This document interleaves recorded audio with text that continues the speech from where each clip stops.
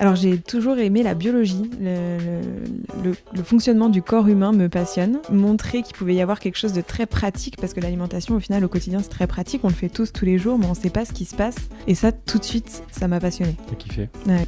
Qu'est-ce que t'aimes le plus dans ce que tu fais maintenant ? La liberté.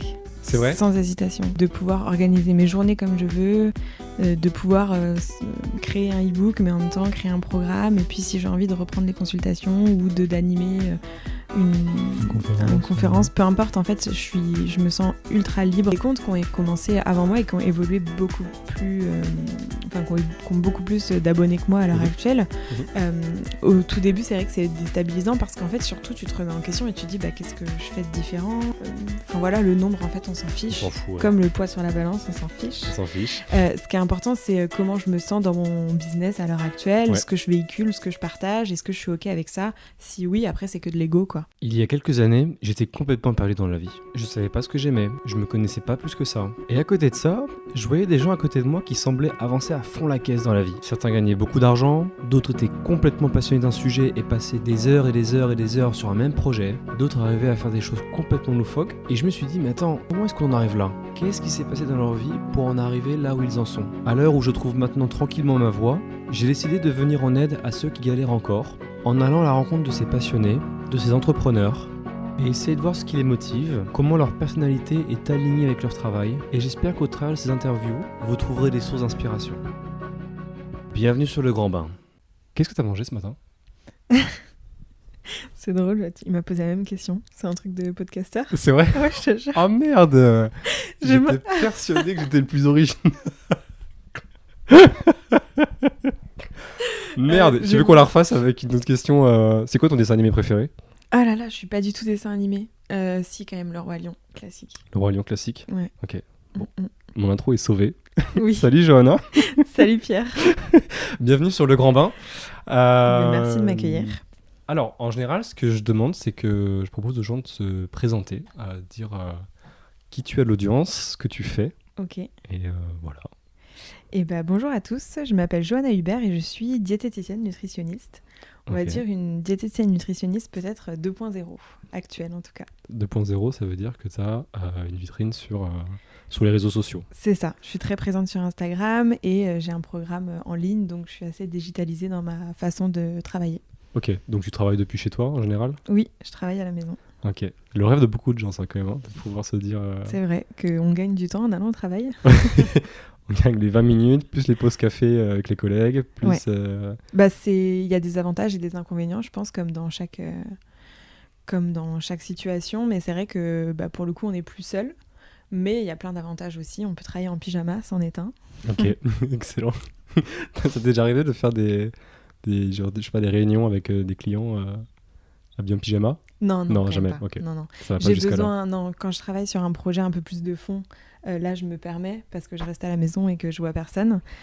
Par contre, quand je rencontre du monde, même que ce soit en visio ou même au téléphone, j'ai besoin de me sentir en situation de travail. Comme si ça pouvait être réel, quoi. Exactement. Et du coup, du coup, si on remonte un peu, ça a commencé comment, tout ça, t'es arrivé, t'as toujours voulu faire ça. Le côté, pas forcément digital, etc., mais le fait d'être indépendante. Ou est-ce que... je pense qu'avec le recul, j'ai toujours voulu faire ça sans trop le savoir. Okay.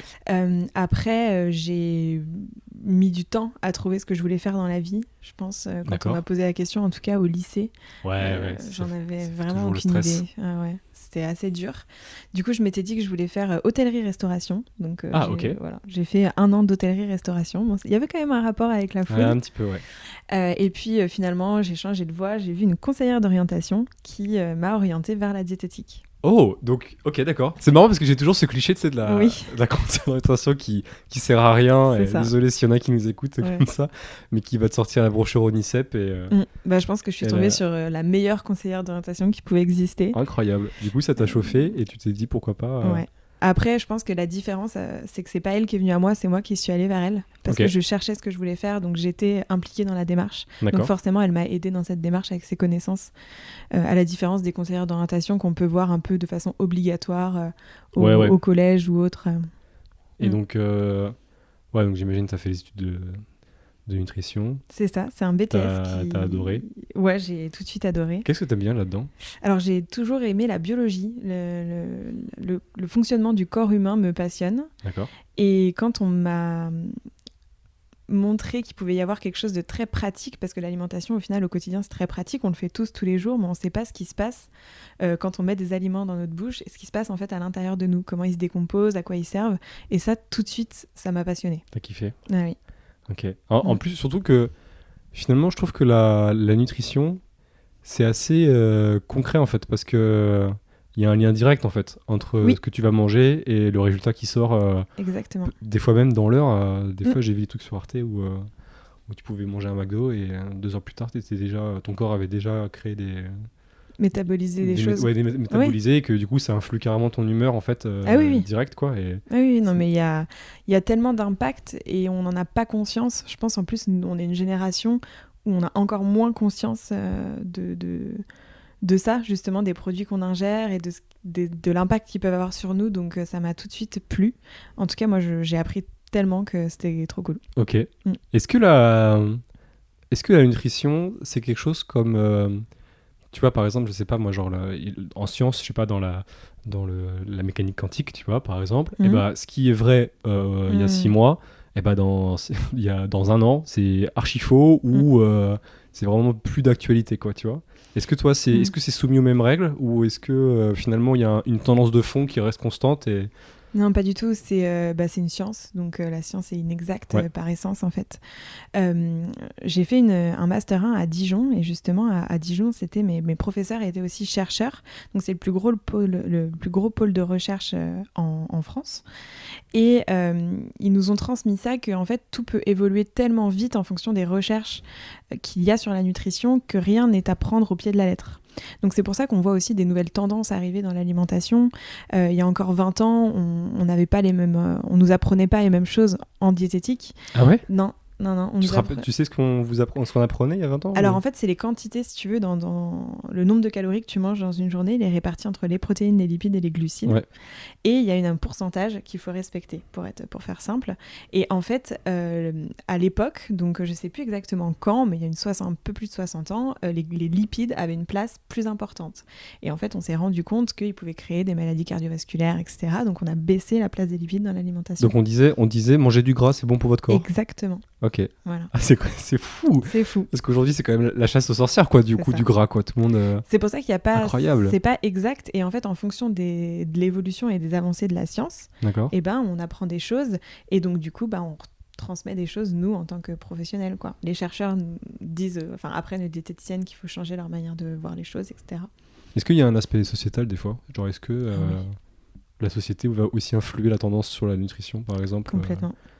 Genre manger que de la salade ou manger que... Ouais. Non mais c'est sûr, c'est aussi pour ça que j'ai voulu continuer après le BTS diététique qui dure 2 ans. Moi j'ai fait une L3 et c'était anthropologie et sociologie de l'alimentation. Et ça m'a vraiment ouvert l'esprit justement à cet aspect sociétal que peut avoir, enfin l'impact que peut avoir la société et même tout ce qui est le cerveau, les émotions, l'humeur, enfin voilà. C'était important pour moi de m'éloigner du que théorique. D'accord, ok. Mais du coup, est-ce que ça veut dire que tu vas avoir des clientes, par exemple, qui vont avoir des idées préconçues sur des choses parce que... Qu'est-ce que tu appelles préconçu ? Je sais pas, par exemple, tu vois, elles vont se dire... comment dire mettons, par exemple, il y a 20 ans, tu vois, je sais pas, imagine, elle est congelée, elle vient de réapparaître, tu vois, et elle vient de voir, elle dit, bon, j'aimerais maigrir, et moi, je suis persuadé que... j'ai déjà mon idée en tête, et il me semble qu'il faudrait manger plus de gras, tu vois. Oui. Et je prends un cas assez extrême, extrême, tu vois, mais avoir une personne qui va avoir des idées vraiment très préconçues du coup, et qui va essayer de te dire ok, je t'écoute, mais j'ai quand même un peu mon idée derrière. Oui, je pense qu'il y en a. Après, à partir du moment où elles viennent te voir, c'est quand même qu'elles ont envie d'avoir tes conseils. Ouais, elles ont quand même... Donc elles sont prêtes à écouter ton point de vue et après elles en font ce qu'elles veulent en fait. Qu'elles veulent. Ok. Et alors du coup, ça a commencé comment ? T'as pas fait directement... tu t'es lancé directement dans la nutrition à mon compte ? À ton compte ? Non, je me suis pas lancée directement à mon compte. Déjà, j'ai fait 4 ans d'études du coup en nutrition. Ok, ouais. Et pendant alors on peut s'installer à son compte à partir de 2 ans. Moi, je me sentais pas prête, donc j'ai décidé de continuer. Mais on peut totalement le faire après le BTS diététique. En tout cas, on est diplômé pour. Et en continuant mes études, je suis arrivée à Toulouse et j'ai fait un stage dans une salle de sport parce qu'à l'époque, je savais que je voulais m'installer en libéral un jour et je savais que je voulais travailler avec du bien portant. Ce qu'on appelle le bien portant, c'est des personnes qui n'ont pas de soucis de santé particuliers, qui ont un objectif en général d'amincissement. Donc c'est de l'accompagnement Oui, ouais, de personnes en bonne santé, quoi, déjà, quoi. en bonne santé, en tout cas, qui ont du poids à perdre, mais qui n'ont pas de diabète, cholestérol, etc. Ah, dans ce sens-là, ok. Voilà, qui estiment en fait qu'ils ont du poids à perdre parce qu'ils se sentent pas bien dans leur corps. D'accord. Ou que le médecin en général les a orientés, enfin peu importe la raison pour laquelle ils viennent, mais ils n'ont pas de problème de santé. En tout cas, on ne doit pas adapter leur alimentation pour des soucis de santé, mais plutôt pour un amincissement. Ça, c'était mon envie, enfin c'était ma fibre, les personnes avec qui j'avais le plus envie de travailler, avec qui j'étais le plus à l'aise. Et donc j'ai fait un stage dans cette salle de sport qui m'a ensuite proposé de m'embaucher. J'ai continué mon année d'études à Dijon, donc ma 4e année d'études. Et puis Toulouse me manquait, j'avais envie de rentrer dans la vie active et cette proposition de poste était toujours valable. Donc c'est comme ça que je suis revenue à Toulouse et ça m'a permis aussi financièrement de m'installer à Toulouse puisque j'ai personne ici en famille, donc j'avais pas la possibilité de me réinstaller chez mes parents par exemple. Enfin, j'avais besoin d'un salaire pour revenir à Toulouse. Personne faisait mes machines dans le restaurant, l'horreur quoi. C'est dommage.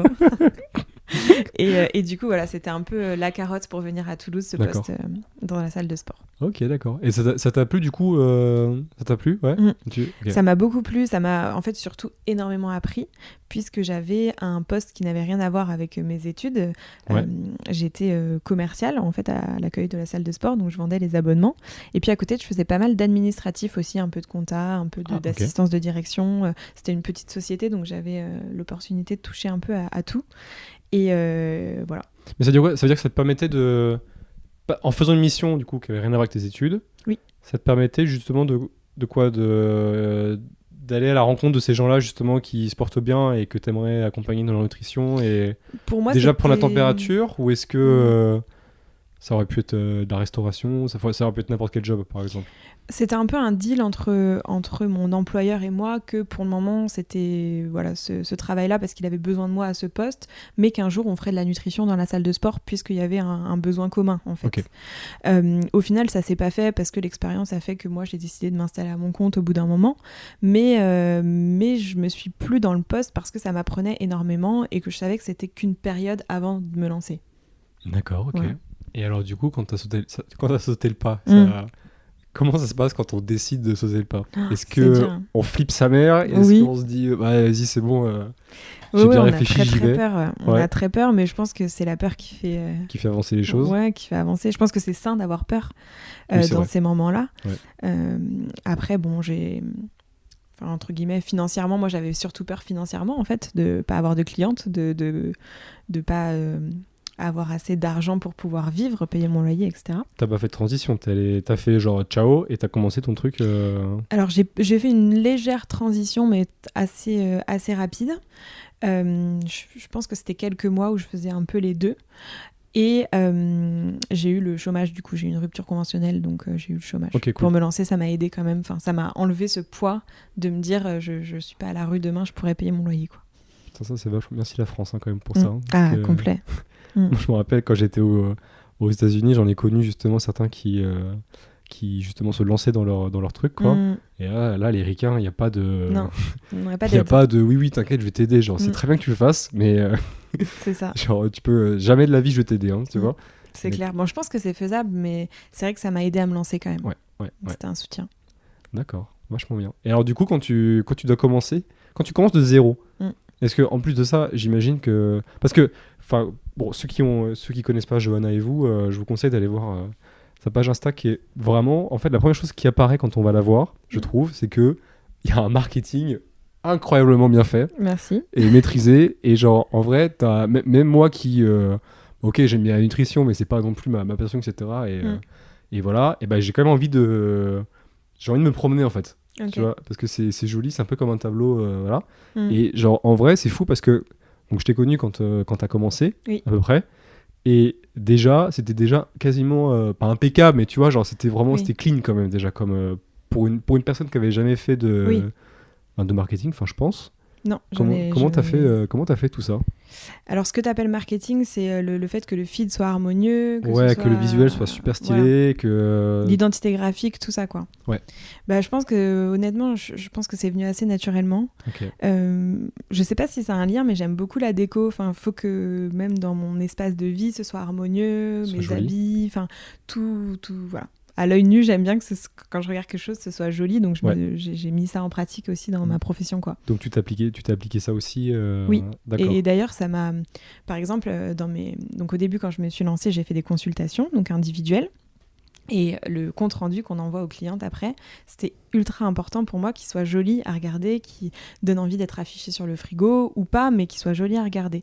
Et souvent, quand on va chez une diététicienne, pas tous, hein, mais pas toutes, mais c'est vrai, souvent, quand on y va, on a soit un papier blanc avec des écritures à la main, soit on a un papier avec une typo, avec une pauvre signature Word. illisible. Voilà. Ouais, d'accord. Et moi, c'était pas possible. Donc, c'est vrai qu'il y avait déjà quelques fruits et légumes. Bon, c'était pas du tout ce à quoi ça ressemble aujourd'hui, mais c'était joli, un peu. Enfin, c'était harmonieux, quoi. Ok. Et tu penses que c'est ça qui... Enfin, moi, j'ai déjà mon avis là-dessus, mais est-ce que tu penses que ça a beaucoup contribué, ou est-ce que c'est plus, tu penses, le contenu que tu faisais au début Je pense les deux. Je pense que c'est un peu tout. Un cadeau dans un papier cadeau bien emballé, il est toujours mis en valeur, en fait. Oui, c'est vrai. Donc, je pense que c'est un peu les deux, ouais. Et quand t'as commencé, je pense que... En fait, là, je dis ça parce que genre, je le vois avec mon podcast, tu vois, mais tu dois faire des choix au début, tu vois. T'as peut-être pas Enfin, t'as plein de choses à faire, mais il faut se concentrer sur les actions qui rapportent le plus, tu vois. Qu'est-ce que toi, t'as fait quoi, toi? Au tout début, c'était trouver des clientes. Trouver des clientes, le nerf de la guerre, c'est... Mon objectif, je m'étais fixé vraiment, au bout d'un an, tu dois être rentable, c'est-à-dire que tu dois te sortir un salaire, tu dois couvrir tes charges, etc. Donc, t'as fait un plan pour ça? Alors, j'ai pas... C'est dans ta tête. Alors, maintenant que je connais l'existence du business plan et de comment c'est fait, etc., j'aurais pas la Project prétention management, de dire que j'ai fait un business plan du tout. Mais j'ai écrit sur un petit papier quelques petits trucs, quoi. D'accord, ok. Genre un peu une liste de souhaits, quoi. Genre, voilà, combien il me fallait de clientes pour pouvoir me sortir tel salaire, couvrir tant de charges, etc.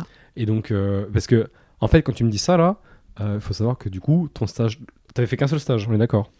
Non, j'ai fait des stages chaque année. Ah, d'accord, ok, ça va. Oui. J'allais dire que t'as fait un truc justement qui avait rien à voir avec tes études, et là, bam, direct, salut, ça va être tant de l'heure et ça va être comme ça. Non, j'ai fait des stages chaque année.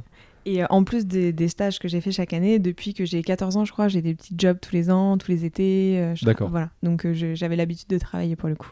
D'accord, ok. Je pense que ça a beaucoup contribué aussi. Ça influe aussi sur ma manière dont je travaille aujourd'hui. Dans quel sens? La rigueur, tu veux dire? Oui, la rigueur. Un peu de tout, tu vois. Je prends dans chaque expérience que j'ai vécue avant dans le salariat, je prends un peu tout ce qui était bien, en fait. Ok. Et je le mets en pratique. Et donc, du coup, tu t'étais fixé tant d'argent par an, etc.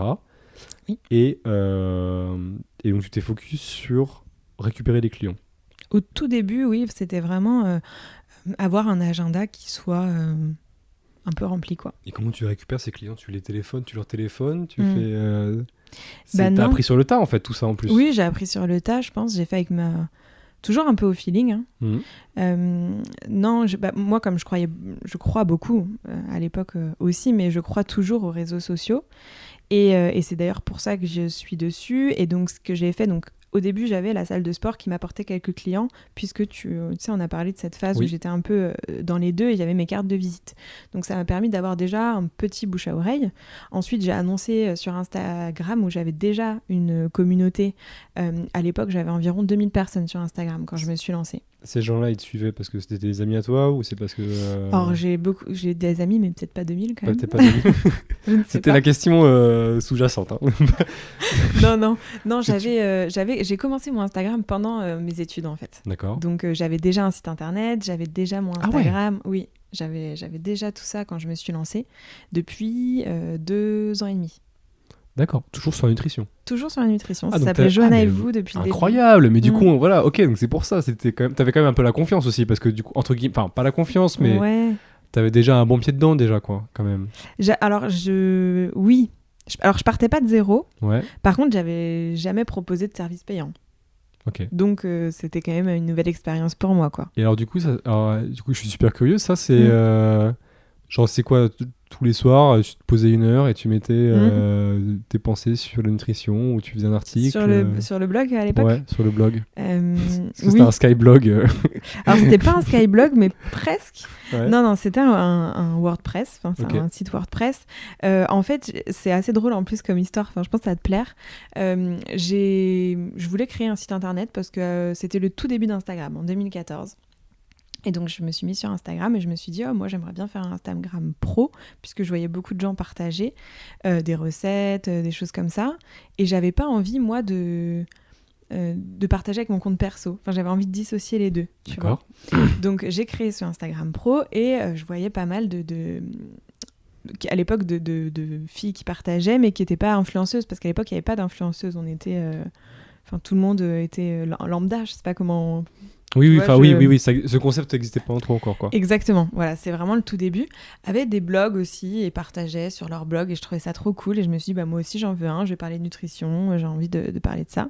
Et donc je l'ai dit à 2-3 personnes autour de moi en soirée, je connaissais pas grand monde en plus à Toulouse et il y a quelqu'un qui m'a dit, moi j'ai un pote, il fait ça, enfin en tout cas il sait faire ça, si tu veux contacte-le, peut-être qu'il pourra t'aider.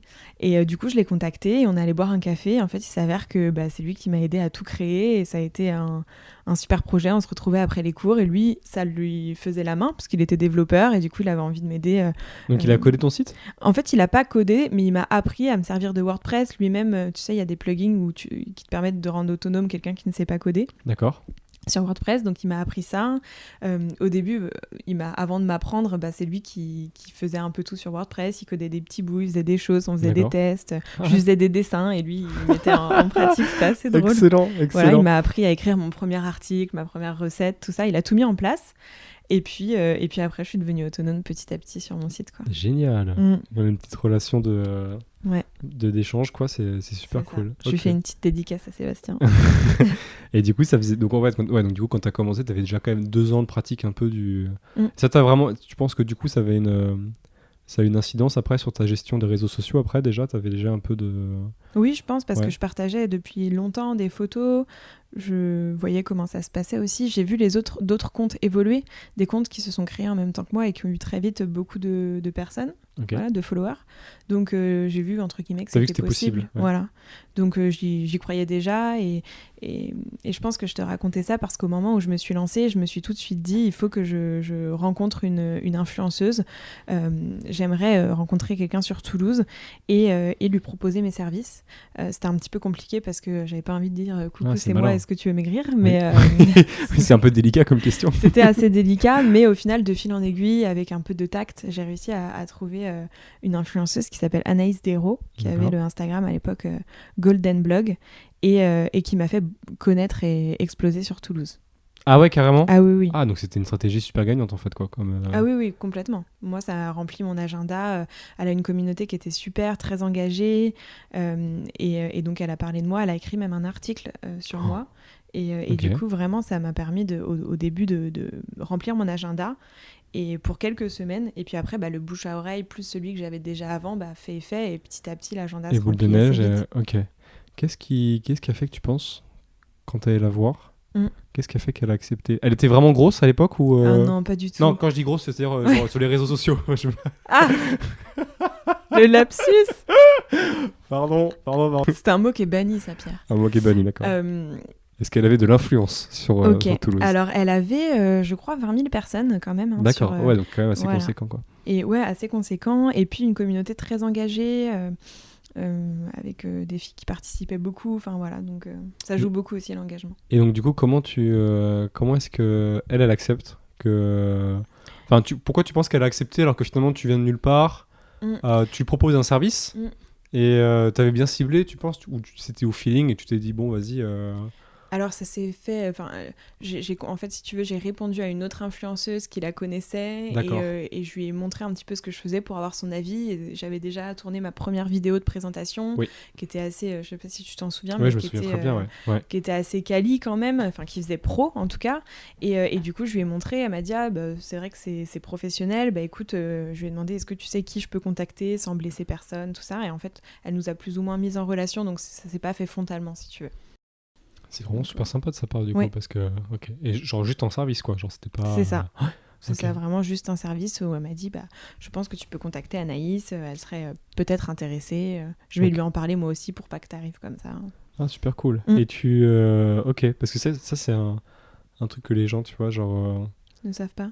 Ouais, ou tu sais osent pas forcément, tu sais genre aller toquer à la porte d'un plus gros que soi. Tu vois, et j'ai saisi l'opportunité parce qu'on était en train de parler, elle avait demandé un conseil, j'ai répondu. Vu qu'elle m'a répondu aussi, je me suis dit bon, j'en profite pour comme j'aimais beaucoup son travail, son contenu, je me suis dit je vais lui montrer pour qu'elle me dise son avis. Est-ce que c'est pro, est-ce que c'est pas pro, voilà. Et ça s'est fait naturellement. Et ça s'est fait assez naturellement, sans forcer en fait. Oui, bien sûr, ouais. Ah, c'est génial. Mais ok. Donc ça t'a rapporté vraiment pas mal de vues du coup. Et alors, du coup, ce que je me demandais, c'est du coup ton ascension. Elle a été, tu dirais, elle a été constante. Comment est-ce que... Tu veux dire le nombre de followers qui augmente sur Instagram ? Ouais, comment ça se passe ça ? C'est quelque chose qui est... Enfin, si t'as eu un suivi de ça, je sais pas, tu vois, mais est-ce que tu dirais que... Je sais pas, tu postes... J'ai l'impression que soit c'est escalier et c'est, marche par marche, année par année, ou d'un coup tu prends une roquette et tu vas monter dans les tours d'un coup. C'est ça dans les personnes que tu as déjà interviewées ou avec qui tu as déjà parlé ? Certains, je sais que... Il y en a un qui m'avait dit que donc il faisait des vidéos sur YouTube et que tu peux avoir par exemple une vidéo qui va faire carton. Oui. Et alors que les autres elles planent à 20 000, tu vois, et d'un coup elle fait 1 million, tu vois. Et lui trouvait qu'il valait mieux, même si tu craches pas sur un buzz, c'est mieux de faire l'escalier parce que finalement tu te prépares en fait, alors que si tu montes d'un coup en fait t'as aucune fondation pour encaisser c'est vrai, encaisser la suite quoi. Je pense que je suis d'accord, c'est sain, c'est toujours sain de gravir les échelons petit à petit. Je pense que c'est aussi ce que j'ai envie de véhiculer dans l'alimentation, un pas après l'autre quoi, dans la manière de perdre du poids. J'ai pas assez analysé pour te donner quelque chose, ce serait plutôt un ressenti qu'une réelle analyse des datas, mais j'ai l'impression que ça s'est fait progressivement. D'accord. Après certains partages ou certaines expériences professionnelles, collaborations ou autres te font connaître un peu plus que d'autres, mais sinon c'est petit à petit quoi. D'accord, ok. Qu'est-ce que t'aimes le plus dans ce que tu fais maintenant ? La liberté. C'est vrai ? Sans hésitation. La liberté, carrément ? Ah oui, Ok. De pouvoir faire ce que tu veux, la créativité que tu veux. Exactement. De pouvoir organiser mes journées comme je veux, que ce soit en termes d'horaire ou que ce soit en termes de tâches de travail, de pouvoir créer un e-book, mais en même temps créer un programme. Et puis si j'ai envie de reprendre les consultations ou d'animer une conférence, peu importe. En fait, je me sens ultra libre d'être qui je veux être en fait dans la nutrition, quoi. En fait, c'est ce que j'ai te demander aussi, c'est que genre, j'ai l'impression que, a priori comme ça, je me dirais, putain, s'il y a personne derrière mon dos pour me dire, là, Pierre, du coup, la priorité du moment, c'est peut-être de faire ça ou de faire ça, tu vois. On peut se dire, putain, il y a 1000 tâches à faire. Laquelle est plus importante, laquelle va... Et puis en plus, il y a aussi, du coup, un aspect, peut-être que ce qui te fait vraiment le plus plaisir que tu as envie de faire, va peut-être pas te rapporter et peut-être pas la plus intelligente au niveau développement de ton business par exemple, tu vois. Tout à fait. Toi, comment tu gères ça, toi ? Je pense que ça s'apprend au fur et à mesure. D'accord. On peut aussi décider de prioriser. On peut avoir conscience que c'est pas la tâche la plus importante, mais qu'on a quand même envie de travailler sur une autre tâche. Voilà, enfin que c'est quand même la tâche qui nous fait plaisir. Donc je pense que le tout, c'est de trouver un équilibre entre tout ça. De toute façon, il faut bien aussi gagner sa vie. Donc tu vois, je vais prioriser, je sais pas. On va dire, peut-être si je peux imaginer ça, une fois que j'ai atteint le niveau que je veux pour gagner ma vie, je peux faire un peu ce que je veux à côté qui me plaît le plus, si tu veux. C'est pas forcément comme ça que je fonctionne, mais en gros, ce serait pour imager. Après, plus je grandis et plus mon entreprise se structure, plus j'ai eu besoin de me faire accompagner justement pour ça. Et donc, je me suis fait incuber là, il y a maintenant un peu plus de 6 mois. D'accord, dans un réseau d'entreprise. Voilà, je suis accompagnée par Les Premières Occitanie, qui aide les femmes entrepreneurs à construire leur entreprise, à la développer. Donc elles t'apportent quoi concrètement? Elles font du coaching un peu comme ça ou elles vont t'aider à... Exactement. On a une petite promo et on a un coaching de groupe. Et à côté, on a un coaching aussi un coach aussi individuel. Et on parle des thématiques du moment et on apprend plein de choses sur l'entrepreneuriat. Voilà. Ok, c'est excellent. Et du coup, en plus, j'imagine que ça te met avec, voilà, comme tu dis, une promo, quoi. Donc en fait, t'as des collègues, entre guillemets, qui font la même chose que toi et vous pouvez apprendre. C'est stylé. Est-ce qu'en plus, elles font toutes plus ou moins des trucs digital comme toi? Pas du tout. Ou est-ce qu'il y en a une qui peut être jardinière et ok. Maintenant, je te parlais tout à l'heure de Julie qui a ouvert son épicerie vrac. Elle était avec moi dans la promo des premières. D'accord, ok, ça marche. C'est comme ça que vous vous connaissez. Exactement. Ah, mais c'est excellent. Donc en fait, on a des projets totalement différents, mais c'est ce qui fait la richesse aussi. On arrive à échanger autour de ça. Après, en tant qu'entrepreneur, on a toujours des soucis communs ou des victoires communes aussi qu'on a envie de partager. Ouais. Donc le réseau, c'est ultra important parce qu'on travaille seul. Enfin, moi, à la maison, je travaille seul en tout cas. D'accord, ok. Et donc, bon, maintenant, donc là, tu m'avais dit en fait que tu étais beaucoup sur les réseaux, mais en fait, surtout sur un réseau, grosso modo. T'es sur Instagram. T'es sur Instagram, voilà. Instagram, Pinterest et un peu LinkedIn. Alors, pourquoi ce choix? C'est parce que tout le monde est là, en fait. C'est plus... Je pense que ça s'est fait parce que j'aime Instagram. Naturellement, même dans le perso, j'aimais poster des photos sur Instagram. Et donc, je me suis dirigée vers Instagram assez facilement. Je n'ai pas trop réfléchi le truc. D'accord. Ok. Qu'est-ce qui change quand on passe de 0 à... T'as combien? 16 000 abonnés maintenant? Bientôt 16 000, ouais. Qu'est-ce que ça change quelque chose? Est-ce que tu as l'impression que, je sais pas, on va te traiter différemment pour, je sais pas, un partenariat, ou est-ce que c'est toujours pas assez gros, ou est-ce que, je sais pas, comment ça se passe quand tu deviens une... Ouais, voilà, quand tu commences à avoir du nombre comme ça. Alors, on te dit que t'es influenceuse. Ouais, c'est le truc est-ce que c'est un terme casse-couille déjà, ça, ou est-ce que... Je sais pas, moi ça me... T'as pas l'impression d'influencer les gens? En fait, l'influence, je pense qu'elle peut être positive ou négative. À nous de choisir qui on décide de suivre, entre guillemets, sur les réseaux. Et je pense que l'influence peut être positive. Moi, je suis des comptes qui me font du bien, clairement. Et quand je vois qu'il y a des comptes que je suis qui me font pas du bien, j'arrête de les suivre. En fait, tout simplement. Okay. Donc le terme influenceur, je pense qu'il est... Je sais pas s'il est bien choisi, mais en tout cas, il est réel. Voilà, on regarde, on suit la vie des gens. On s'inspire des gens. Ouais, on s'inspire, voilà. C'est un peu des inspirateurs, des influenceurs. Inspirateur, je dirais que c'est l'influence positive, tu vois. D'accord, ok. Ouais, je sais pas si c'est très clair, mais oui, je vois un peu la nuance. Je comprends l'idée. Je comprends, ok. Donc non, ça me dérange pas, mais je sais pas si c'est toujours dit avec beaucoup de bienveillance, tu vois. Ouais. Bon, moi, c'est pas malveillant, hein, mais je comprends que... ça puisse enfin c'est vrai qu'il y a des fois où on dit influenceuse machin, ça fait la cliché c'est ça. Mais je pense que tu sais, derrière toutes les personnes qui râlent un peu, il y a toujours un peu de mince, je n'ai pas l'adjectif, mais la personne est toujours un peu envieuse en fait, tu vois. Enfin voilà, je sais pas pourquoi critiquer alors qu'on regarde, tu vois. Est-ce que j'allais te demander ça, parce que du coup quand tu passes à 16 000, est-ce que t'as les fameux haters qui apparaissent comme par magie? Est-ce que ça... Non. T'as eu ça, toi, ou... Non, t'as à l'abri? Non, merci. D'ailleurs, mais j'en ai pas. Après, 16 000, ça reste un petit compte, entre guillemets, sur Instagram. D'accord. Et puis, comme je te dis, je pense que la croissance, ça a été... constant, doucement, donc... T'as eu le temps d'avoir ta communauté aussi installée. Ouais. Après, je suis totalement d'accord au fait qu'on soit pas d'accord avec ma vision ou autre, mais tant qu'on est bienveillant, il n'y a pas de souci.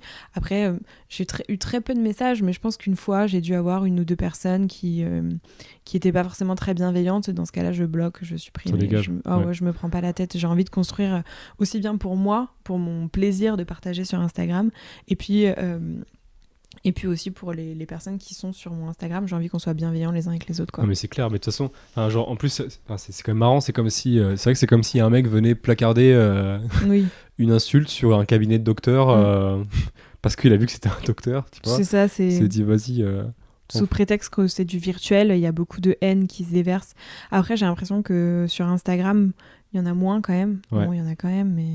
Toi, t'arrives à pas tomber dans la comparaison avec les autres Avec, de manière générale, de manière pro, tu vois, mais je pense que ce qui est pas facile avec Instagram, c'est que t'as quand même le chiffre qui t'apparaît en gros quand tu vas sur n'importe quelle page, c'est la première chose que tu vois, c'est le nom et le nombre d'abonnés, quoi. Oui. Tu vois. Est-ce que, du coup, ça devient une métrique et... Enfin, c'est quand Après, même facile de dire. quand tu travailles un peu, quand ça devient un travail Instagram, Ouais. tu sais qu'il y a plein d'autres données qui vont être importantes, donc l'engagement qu'on peut avoir, le nombre de messages privés qu'on reçoit, enfin voilà, le fait d'échanger avec les gens. Après, le nombre reste important. Je pense que le nombre est important et toutes ces données sont importantes pour les personnes qui ont besoin de prouver leur notoriété auprès d'autres personnes. Si tu veux, moi, ça me sert pour moi-même. Donc en fait, ces chiffres sont... C'est pour toi, Voilà, c'est ton challenge à toi. Mais... C'est plutôt mon challenge à moi, le fait que... Je sais pas si je me challenge vraiment. Moi, c'était ultra important pour moi d'avoir les 10 000. À l'époque, je l'avais pas encore parce que je voulais avoir le swipe up. C'était vraiment le truc. C'était le rêve absolu. Bah non, mais c'était mon objectif. J'ai trouvé ça ultra frustrant de faire des stories et de partager autant de contenu gratuit et de pas pouvoir envoyer vers mon site internet vers le vrai contenu, tu vois. Oui. Donc ça me frustrait tellement que c'était mon objectif pour avoir le swipe up. Maintenant, j'ai pas vraiment d'objectif de chiffres en fait, tant que mon activité fonctionne, que je partage avec des gens, que j'ai des retours, enfin voilà, ça me... Tu t'en fous, ouais, Je m'en fiche. ta petite communauté, ça roule bien et... Ouais, je suis contente. Après, je regarde quand même, mais ça c'est plus d'un œil professionnel, tu vois. Je sais pas si je me compare, mais je surveille... Tu vas avoir un œil sur la machine quand même. Voilà, ouais, ce que font les autres, comment elles le font, pour m'inspirer, toujours pour m'inspirer en fait, pas de manière envieuse, quoi. Ok, c'est bien ça. Enfin, c'est quand même plutôt sain en fait, parce que bah, j'essaye. Hein. Ça peut être. J'ai l'impression que c'est un truc où tu peux vite tomber dans le piège. Quoi. Je pense que j'en ai connu même des gens qui, genre tu vois, qui sont sur Insta puis disent genre ah non putain il est encore parti. L'abonné. Machin, ouais, ou même que genre il est parti en vacances, tu vois. Et, c'est vrai que ça peut être là, un peu frustrant, ouais. Ou ouais, carrément comme tu dis, tu vois, genre putain il a commencé avant moi et après moi et il a 20 000 abonnés, moi je suis à 300, tu vois. Si, ça peut aller vite, quoi. Après, il y a des comptes qui ont commencé avant moi et qui ont évolué beaucoup plus... qui ont beaucoup plus d'abonnés que moi à l'heure actuelle. Au tout début, c'est vrai que c'est déstabilisant parce qu'en fait, surtout, tu te remets en question et tu te dis, qu'est-ce que je fais de différent ? Est-ce que je fais moins bien, etc. Puis après, j'ai appris à me détacher de ça et à me dire... voilà, le nombre, en fait, on s'en fiche. On s'en fout, ouais. Comme le poids sur la balance, on s'en fiche. On s'en fiche. Ce qui est important, c'est comment je me sens dans mon business à l'heure actuelle, ce que je véhicule, ce que je partage, est-ce que je suis OK avec ça ? Si oui, après, c'est que de l'ego, quoi. Donc voilà, laisser l'ego de côté, je pense, quand on est entrepreneur, c'est important d'en avoir un peu, mais pas trop, sinon on se brûle les ailes. Pour faire avancer ton truc, mais... Exactement. Et alors, quand tu... Parce que du coup, c'est intéressant, mais ça me fait penser à ça, c'est que, du coup, comme tu es une personnalité maintenant qui est quand même un peu connue, tu vois, tu vas faire des fois des stories ou des vidéos, etc. Oui. Mais est-ce que c'est difficile ? Est-ce que tu postes, par exemple, si... Genre, tu restes un humain, tu vois, il y a des fois, t'as pas le mood, il y a des fois où t'es pas au taquet, etc., tu vois. Est-ce que tu arrives quand même, ou comment tu fais pour, par exemple, poster quand même ? Oui. Ou est-ce que tu vas poster, d'ailleurs, si un jour, t'es pas dans le mood et il faut que tu fasses une vidéo où, voilà, tu souris parce qu'il faut pas faire la gueule, j'imagine, tu vois, et avoir l'enthousiasme, etc. Encore une fois, moi, j'ai la chance, parce que je suis libre, vu que je suis... seul maître à bord en fait de mon entreprise, de pouvoir décaler au lendemain la vidéo que j'avais prévu de faire. Si tu veux. Donc je m'écoute beaucoup. C'est vrai que certaines influenceuses ont un jour de publication, une heure de publication, et ce qui est normal parce qu'elles collaborent avec d'autres personnes qui attendent, voilà. Donc là, je pense que ça doit être plus dur. Après, c'est tout à fait, sur Instagram, on peut aussi préenregistrer des vidéos, on peut les poster un peu quand on veut. Par exemple, les photos que je poste, c'est pas les photos que j'ai mangées à midi, c'est organisé en avance. Oui, bien les sûr. posts en général, je les rédige en avance et puis je les poste au fur et à mesure. Par contre, les stories, c'est assez instantané. En tout cas, toutes les stories que je fais, c'est sur le moment, j'ai envie de parler, j'ai envie de communiquer, je vais le faire. C'est pour ça que des fois, il y a une journée, il y en a beaucoup parce que j'ai trop envie de parler, puis 2-3 jours, il n'y en a pas parce que j'ai trop de boulot, ou j'ai pas le mood, comme tu dis, ou j'ai pas envie d'échanger, ou je suis pas prête à donner parce que c'est... pour le coup, moi, je sais quand je fais une story que j'ai une visibilité qui est quand même assez... qui peut être grande, quoi. Qui peut porter, quoi. Ouais, donc c'est pas... Au début, faire des stories, c'est pas un exercice facile. On parle pas devant 4-5 000 personnes. Oui, comme ça, ouais. Oui, ça fait du... Oui, c'est pas anodin, quoi. Oui, c'est pas anodin, ouais. Non. Ouais, c'est vrai. Et puis les gens qui vont commenter aussi derrière, etc. Il faut quand même avoir une certaine confiance en soi dans le processus. C'est ça. C'est quoi? Parce que du coup, maintenant, donc, comme tu as dit tout à l'heure, tu fais que Insta. Mais en fait, Insta, c'est un peu la vitrine du magasin et tu les ramènes Exactement. sur ton site internet. Oui. Ça te convient comme ça ou tu as envie quand même d'aller ailleurs? Enfin, genre, est-ce que c'est pas un peu dangereux de rester que sur Insta? Je sais pas, tu vois. Genre, je sais pas, en ce moment, TikTok, Oui. on parle que de ça, Mm. tu vois. Et est-ce que t'en fous? Est-ce que, bah, du coup. Alors moi, t'as TikTok, un bon j'adore. répondu. J'adore. Hein. T'adores, Je ouais. regarde. Ouais, C'est incroyable comment c'est addictif, ce truc-là. addictif. Hein. Ouais. La coke, quoi. On peut passer des heures à regarder TikTok, mais on n'apprend pas grand-chose sur TikTok, hein, pour le coup. Non, c'est vrai. C'est juste du divertissement. Ouais.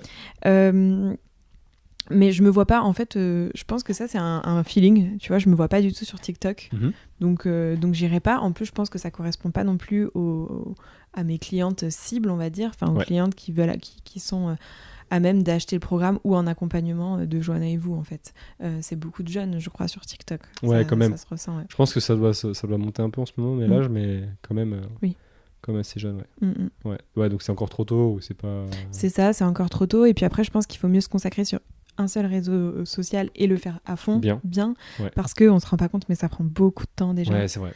Et du coup, le faire bien, c'est plus important pour moi qu'en avoir plusieurs. Donc là, je me consacre vraiment sur Instagram et Pinterest. D'accord. Et j'aimerais bien aussi partager sur LinkedIn plus, mais pareil, je trouve pas forcément le temps. Okay. Et je pense que les 3 là, déjà, c'est très bien. Oui, c'est pas mal, oui. Ça a l'air de se porter bien. Et c'est quoi, du coup, les plans pour la suite? Ouais, pour la suite. C'est quoi le futur de Johanna et vous? Plein d'idées. Bah, du coup, il a maintenant 1 an et demi, j'ai créé un programme en ligne, comme je te disais au début. C'est un programme de rééquilibrage alimentaire où chaque semaine, mes clientes, elles reçoivent le menu de la semaine, les recettes associées à ce menu et la liste de courses.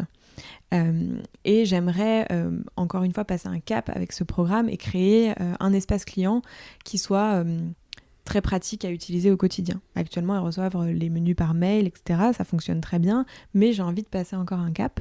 Et du coup, ce serait un peu ça à l'avenir. Donc, je suis en train de me renseigner. J'aimerais une application, mais on me parle aussi de Progressive Web Apps, qui est un peu entre les deux. Enfin, il y a plein de choses qui existent. Et donc, ce serait ça l'avenir, je pense, en tout cas dans l'année qui arrive.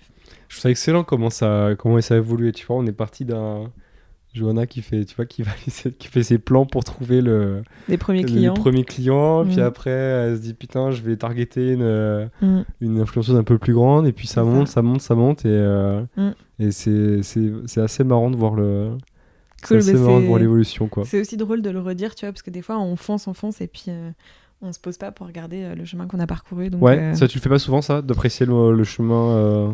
Moi, c'est très philosophique, ça. Je suis plus vers l'avenir quand même. Ouais. Mais non, mais c'est important de le faire. Je pense que je le fais pas assez. De me féliciter pour ce que j'ai déjà fait. Et ça donne de l'énergie quand même. Tu dirais que toi, t'es une grosse bosseuse, par exemple, ou est-ce que t'as quand même une philosophie de vie où tu dis, bon, travailler, c'est bien, mais peut-être que j'ai aussi envie d'avoir... profiter à fond de ma vie perso, de voyager, j'en sais rien. Et comment tu te places là-dessus, toi? Mais en fait, j'ai du mal à me placer. Je dirais que je suis un mix des deux. D'accord. Je sais pas si c'est une bonne la réponse que tu attendais. Mais s'il faut bosser, je vais bosser. Mais il faut que ça me plaise.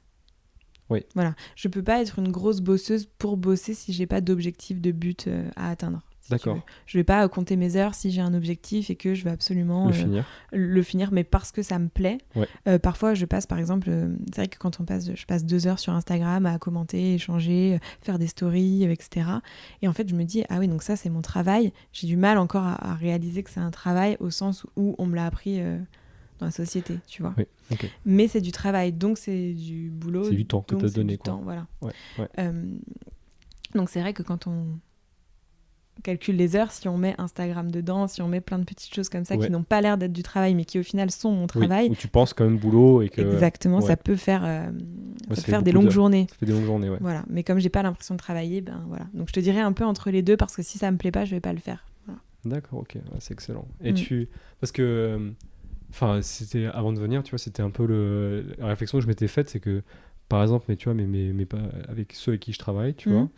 C'est des gens, j'ai l'impression qu'ils achèvent une quantité de travail et t'as l'impression que les mecs se reposent jamais. Oui. Tu vois, je suis impressionné et en plus de ça, tu vois, ils vont travailler comme des dingues chez eux, puis après, au boulot, tu vois, après ils vont partir et chez eux, ils font des projets de ouf, quoi, tu vois, où vraiment, genre, c'est... genre ils montent des boîtes ou tu vois, etc. quoi. Et genre vraiment, c'est limite leur hobby, quoi, tu vois. Et est-ce que tu as déjà été avec eux, est-ce que c'est avéré entre guillemets ou est-ce que c'est la sensation qui te laisse? Bah je sais pas encore. Justement, c'est ce que j'essaie de creuser parce que parfois, je me pose et genre j'ai l'impression que ces gens-là c'est des tueurs, tu vois, qui vont jamais avoir de pause, quoi. Oui. Et du coup bah j'étais curieux de savoir parce qu'ils ont quand même voilà, je pense qu'ils ont la cinquantaine, je pense. Bon, désolé s'ils m'entendent et que c'est absolument faux. mais voilà, en fait je voulais, tu vois, parce qu'on est quand même plus proche au niveau âge, tu vois, et du coup je voulais savoir si bah voilà, genre comment est-ce que tu en une journée tu fais avoir des temps morts quand même, où tu te dis bon allez, c'est bon, j'ai mais complètement donné, je pense que c'est obligatoire. Moi je me pose la même question que toi parce que du coup moi je vois mon fonctionnement à moi mais je vois pas le fonctionnement des autres. En tout cas je sais que quand on travaille pour soi on est productif d'une manière différente. Parfois en un temps très court on peut être ultra productif. Oui. Et après, du coup, avoir besoin de se reposer, en fait, ou de faire une tâche qui est plus cool. Ouais. Par exemple, commenter sur Instagram ou échanger avec des personnes sur Instagram ou faire une story, etc. J'ai perdu le fil de ma pensée. Est-ce que tu as les temps morts? Est-ce que tu que tu peux pas comparer la méthode de travail aux autres, par exemple? Oui. J'ai des temps morts. J'ai besoin de partir en congé. Là, depuis maintenant... Bon, ça fait quand même 3 ans que je fais ça. Je dirais que ça fait 6 mois où je prends vraiment mes week-ends et où j'essaye de m'obliger de pas travailler ni le samedi ni le dimanche. Ah ouais, ok. Sinon, après, je travaillais pas toute la journée, le samedi et le dimanche. Mais tu lissais ça sur la semaine, en fait. Au lieu de faire 8 heures horaire classique, quoi, tu fais... Non. 4 heures le matin, c'est ça. 2 heures le soir. Mais en fait, c'est toujours le cas. J'ai jamais quantifié combien d'heures je travaille, mais ça m'arrive par exemple d'avoir un rendez-vous le matin et du coup, ça casse ma matinée par exemple, mais du coup, je vais plus travailler, je vais finir plus tard ou je vais finir plus tôt. Je dirais que ça se trouve, je fais 10 heures dans une journée, le lendemain, je fais 6 heures ou 5 heures, j'en sais rien en fait. Ouais, d'accord, ok. Tant que la tâche que je veux faire dans la semaine est faite, c'est ok, quoi. Comme tu voulais, oui, c'est ok, oui. Et puis il n'y a pas de règle, quoi. Après, je regarde Netflix, je me divertis, j'ai des amis. Je suis un être humain comme tout le monde, finalement. Non. Mais peut-être que pour certains, ça donne pas l'impression ou... En fait, et ça, c'est que c'est toujours cette histoire de... Surtout avec les réseaux sociaux. Oui. Où tu as cette barrière qu'il y a quand même entre la personne qui va regarder et le créateur de contenu, quoi. Et en fait, on se rend pas compte de... C'est pour ça que je te pose la question, en fait, parce que du coup, j'ai le cas, mais tu vois, on se rend pas compte de c'est quoi la part de vérité. Oui. Et on sait qu'il y a une part de... c'est pas le mot fake, mais tu vois, genre qu'il y a une dissonance entre ce qui est présenté et la réalité, mais on sait pas du tout... C'est ça, la jauger, ouais. On peut pas la jauger, tu vois. Et je pense qu'elle est injaugeable parce que je pense que ça dépend en fait de chacun, la personne. Ouais, totalement. Complètement. De comment la personne se livre et de ce qu'elle garde pour elle. Mais après, c'est sûr que voilà, sur une story qui va durer 10 minutes, la journée elle dure 24 heures. Donc, oui, tu vois, quand tu fais le ratio, tu as l'impression d'avoir même les personnes qui partagent, il y a des influenceurs qui partagent quasiment toute la journée avec des longues stories, tu as l'impression d'avoir vu toute leur journée. Mais en fait, il y a eu tellement d'heures où ils t'ont rien dit. Montré. Ouais. Voilà. Ouais. Donc, ils peuvent caler des choses ultra importantes, tu le sauras jamais. Et du coup, c'est ça, cette partie un peu fake où tu as l'impression d'être dans la vie des gens, mais en même temps, tu l'es pas vraiment. Que lui, il était à Bora Bora toute la journée et en fait... Tout était préenregistré. Enfin, c'est vrai qu'on peut mentir, ça amène à mentir. Après... je suis pas sûre que tout le monde mente non plus. Faut pas faire une généralité. Non, faut pas être dans la paranoïa. Je suis d'accord. Non. Mais je trouvais ça intéressant de voir ça. Et ben écoute, j'ai adoré. C'était super. Ouais, moi aussi, c'était vraiment super intéressant. Bon, du coup, j'imagine si on veut te suivre, on te suit sur Johanna et vous sur Instagram. Voilà. Et puis, écoutez, n'hésitez pas à vous abonner du coup à la page Johanna parce que c'est vraiment super ce qu'elle fait. Merci. C'est génial. En plus, t'as sorti, je suis amoureux de ce bouquin, je l'ai devant moi là, et elle a sorti un bouquin sur le brunch chez vous qui est... Franchement, je le regarderai à la Fnac, je m'arrêterai pour le... Je dis pas ça en mode vendre, etc. Mais vraiment, je m'arrêterai pour le feuilleter parce qu'il est... Très gentil. T'as pris des cours de, je sais pas, d'Illustrator ou de Photoshop, graphisme, etc. Et non, pas du tout, je suis autodidacte. T'es autodidacte? Ouais, complètement, mais par contre, j'aime beaucoup faire ça. Tu vois, ça va être une tâche où je peux passer 3 heures sans avoir l'impression de travailler, quoi. Ok. Ah, c'est excellent. Non, ça, j'aime beaucoup. Okay. Merci, je précise quand même que là, tu l'as donc papier sous les yeux, mais il est vendu au format numérique. Oui. Et c'est un e-book sur le brunch. Ok, bon ça marche. Et écoutez, merci beaucoup. Abonnez-vous chez Johanna et vous et sur le Grand Bain. N'hésitez pas à commenter, je vous dis à très bientôt. Ciao. J'espère vraiment que ce podcast t'a plu. et que tu as pu trouver des petites inspirations, des petits indices sur ta personnalité, sur ce que t'aimes, ce que t'aimes pas. N'hésite pas à t'abonner, à partager ce podcast et surtout me laisser des commentaires car ils me donnent des feedbacks et me permettent d'améliorer mon podcast en continu. À bientôt sur le Grand Bain.